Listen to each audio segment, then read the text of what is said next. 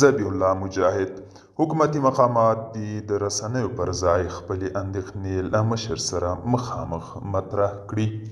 سلام، وخت مو بخیر. پام وکړئ د نن ورځې تازه خبر ته. د طالبانو حکومت ویان ذبیح الله مجاهد وایي چې شیر محمد عباس ستانکزی دوبۍ ته خپل کور ته تللی.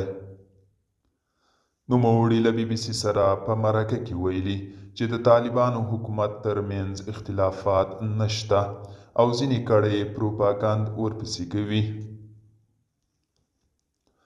ښاغلي مجاهد ویلي د امیر حکم واجب دی او ټول حکومتي مقامات باید اطاعت وکړي.